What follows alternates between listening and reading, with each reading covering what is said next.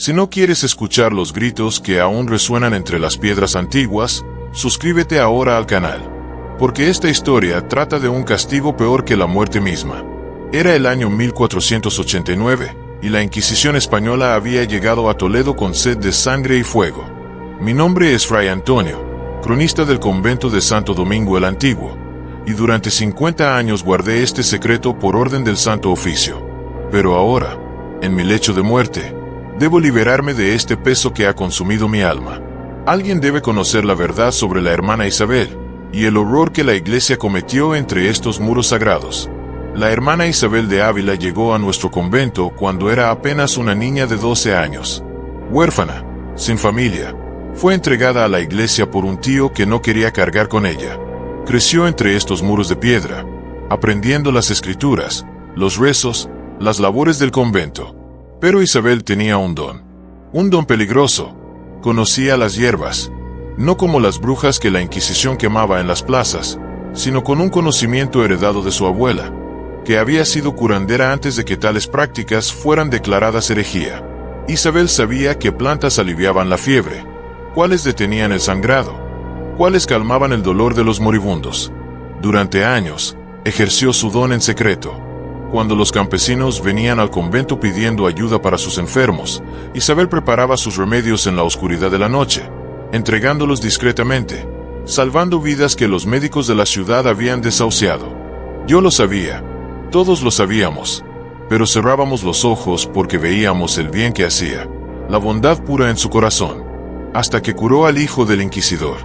Era un niño de apenas 6 años, consumido por una fiebre terrible que ningún médico podía controlar. Su madre, desesperada, vino al convento suplicando ayuda. Isabel, sin saber quién era la mujer, le dio un ungüento de hierbas y le enseñó cómo preparar una infusión. El niño sanó en 3 días. Un milagro, decían todos. Pero cuando el inquisidor Tomás de Torquemada descubrió que una monja había usado hierbas para curar a su hijo, no vio milagro. Vio brujería. Vio pactos con el demonio. Vio una oportunidad para demostrar que ni siquiera los muros sagrados estaban a salvo de la corrupción satánica. Vinieron por ella en plena noche 6 hombres del Santo Oficio, vestidos de negro, con antorchas que proyectaban sombras danzantes en las paredes del claustro. Arrancaron a Isabel de su celda mientras gritaba su inocencia, mientras juraba que solo había querido ayudar, que había usado el conocimiento que Dios mismo puso en las plantas. Pero ya no importaba. La acusación había sido hecha. Durante 3 días, la torturaron en los sótanos del Palacio de la Inquisición. Le mostraron los instrumentos, el potro, las tenazas, la doncella de hierro. Le exigieron que confesara sus pactos demoníacos, que revelara los nombres de otros brujos, que admitiera haber profanado la hostia sagrada. Isabel no confesó nada, porque no había nada que confesar. El 4.º día, Torquemada tomó una decisión. Si no confesaba, recibiría el castigo más terrible que la Inquisición podía imponer, el emparedamiento vivo. Nos obligaron a todos los monjes y monjas del convento a presenciar la sentencia. En el claustro central, leyeron su condena con voz fría y desprovista de misericordia. Isabel de Ávila ha sido encontrada culpable de brujería, herejía y pactos demoníacos. Por la autoridad del Santo Oficio, serás emparedada viva en los muros de este convento, para que tu cuerpo permanezca como advertencia eterna contra aquellos que se atrevan a desafiar la voluntad de Dios. Isabel no lloró. Solo nos miró a todos con ojos llenos de una tristeza infinita, como si nos estuviera perdonando por permitir aquello. Construyeron la pared esa misma tarde, en el rincón más oscuro del sótano del convento, donde las paredes de piedra resumaban humedad y el aire olía a moho y desesperanza. Cavaron un nicho en la pared, apenas lo suficientemente grande para que una persona pudiera estar de pie o sentarse, pero nunca acostarse. 2 metros de alto, 1 metro de ancho, medio metro de profundidad, una tumba vertical. Metieron a Isabel dentro. Estaba tan pálida que parecía un fantasma, temblando del frío y el terror. Solo tenía 20 años. Comenzaron a sellar la entrada con ladrillos y mortero, uno por uno, construyendo la pared que la separaría del mundo para siempre. Dejaron solo un pequeño agujero, del tamaño de un puño, a través del cual le pasarían pan duro y agua una vez al día, lo suficiente para mantenerla viva. para que su sufrimiento durara. Mientras colocaban los últimos ladrillos, Isabel finalmente habló. Su voz resonó desde dentro del nicho, clara y firme. Perdono a todos los que hacen esto, pero sepan que las paredes que construyen hoy no me encerrarán para siempre. El sufrimiento inocente siempre encuentra una voz, y esta pared algún día caerá. Sellaron el último ladrillo. Solo quedaba el pequeño agujero por donde respiraba, y entonces comenzó el verdadero horror. Durante los primeros días, escuchábamos sus rezos. Oraba constantemente, su voz débil filtrándose a través del agujero. Pedía perdón, no para ella, sino para nosotros. Rogaba a Dios que tuviera misericordia con sus verdugos. Cada día, bajábamos con un mendrugo de pan y un cuenco de agua. Lo pasábamos por el agujero. Una mano pálida y temblorosa lo tomaba desde la oscuridad. Después de una semana, los rezos se volvieron más débiles. Después de 2 semanas, se convirtieron en sollozos. Después de 3 semanas, en silencio. Pensamos que había muerto. Pero entonces, en la noche del día 21, escuchamos algo que nos heló la sangre. No era Isabel. Era algo más. Un rasguño. Lento, persistente, constante. Rasguño, rasguño, rasguño. Venía de la pared. De afuera. Bajamos con antorchas, temblando. El rasguño continuaba, rítmico, hipnótico. Y entonces vimos las marcas en los ladrillos. Marcas de uñas. Profundas, desesperadas, sangrantes. Pero estaban del lado de afuera de la pared, como si algo hubiera estado intentando entrar con ella. Isabel, llamé, acercando mi oído al agujero. ¿Eres tú? Una voz respondió. Pero no era la voz de Isabel. Era múltiple, superpuesta, como si docenas de personas hablaran al unísono desde la oscuridad. Ya no estás sola. Retrocedimos aterrorizados. El rasguño continuó durante toda la noche. Al amanecer, cesó.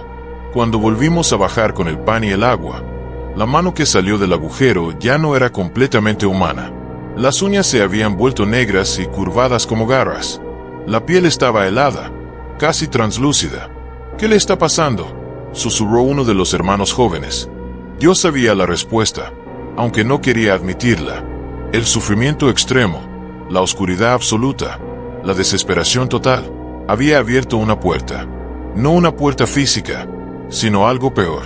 Una puerta en el alma misma. Y algo había entrado. Las semanas se convirtieron en meses. Isabel, o lo que fuera que Isabel se había convertido, seguía viva. Imposiblemente viva. El pan que le dábamos apenas era tocado. El agua quedaba intacta. Y sin embargo, continuaba existiendo en aquella oscuridad, respirando, moviéndose, rasguñando.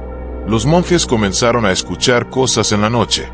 Voces que venían del sótano, cantando en lenguas que ninguno reconocíamos. Risas que hacían eco en los pasillos vacíos. Pasos que descendían las escaleras cuando nadie debería estar despierto. Y todos teníamos el mismo sueño. Isabel de pie en el nicho emparedado, pero su rostro había cambiado. Sus ojos eran completamente negros, su boca demasiado ancha, su sonrisa llena de dientes que no eran humanos. Pronto, susurraba en nuestros sueños. Pronto la pared caerá. Pasaron 40 días desde el emparedamiento. 40 días de agonía que parecían haber durado años. Y entonces, en la madrugada del día 41, el rasguño cesó. Bajamos al sótano con antorchas, preparados para encontrarla finalmente muerta. Nos acercamos al agujero de la pared. Silencio absoluto. Isabel, llamé. Nada. Uno de los hermanos jóvenes, Fray Miguel, se atrevió a mirar por el agujero. Acercó su rostro, iluminando el interior con su vela. Lo que vio lo hizo gritar y retroceder, dejando caer la vela. Está de pie. Está de pie justo al otro lado, mirándome. Pero eso era imposible. Habían pasado 40 días sin comida ni agua adecuadas. Nadie podría estar de pie.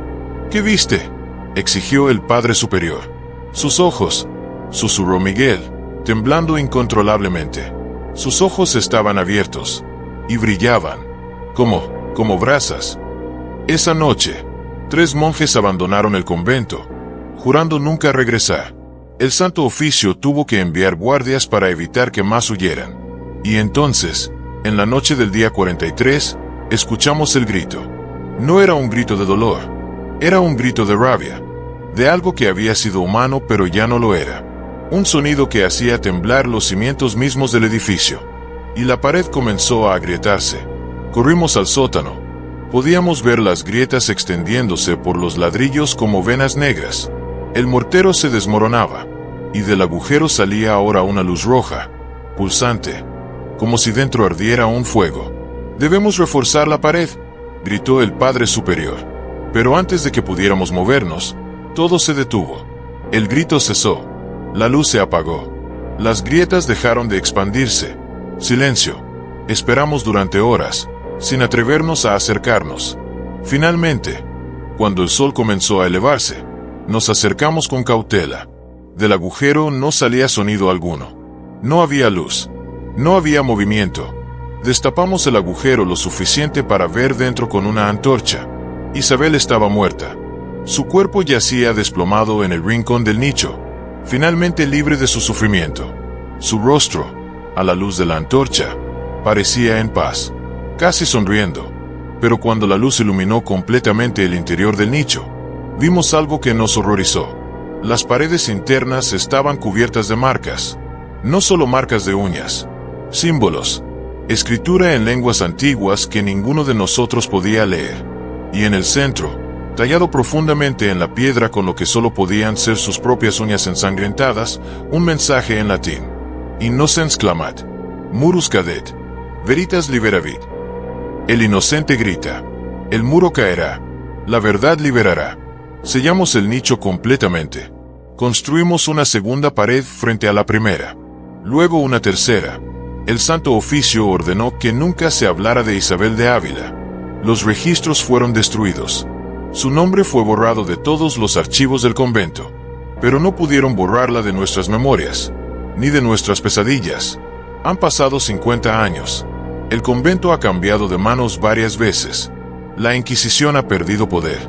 Torquemada está muerto, consumido por la enfermedad y la locura en sus últimos años. Pero yo sé que Isabel aún está allí, detrás de esas 3 paredes, sellada, olvidada, esperando, porque a veces, en las noches más silenciosas, cuando camino por los pasillos vacíos del convento, escucho algo. Rasguño, rasguño, rasguño. Y no viene del lado donde está sellada. Viene del otro lado de las paredes. Como si algo hubiera aprendido a moverse a través de la piedra misma. Como si estuviera buscando una salida. Esta mañana, mientras rezaba en la capilla, un monje joven me buscó con rostro pálido. «Padre Antonio, hay grietas en los muros del sótano. Grietas que no estaban allí ayer. Y hay algo más». «¿Qué cosa?» Detrás de la tercera pared, escuchamos algo. Suena como respiración. Sé que mi tiempo se acaba. Mi corazón está débil, mi cuerpo gastado. Pero antes de morir, debo advertirles a todos. Si algún día derriban este convento, si alguna vez rompen esas paredes buscando tesoros o reliquias, no habrán ese nicho. Porque Isabel de Ávila fue emparedada injustamente. Murió gritando su inocencia. Y el sufrimiento de un inocente nunca descansa verdaderamente. Se transforma, se fortalece, espera. Y cuando esa pared finalmente caiga, como ella profetizó que caería, no será solo su cuerpo el que emerja. Será su dolor, su rabia, su sed de justicia. Y todos aquellos que alguna vez permitieron que el miedo y la ignorancia castigaran la bondad, pagarán el precio. Que Dios nos perdone a todos, porque Isabel de Ávila nunca podrá.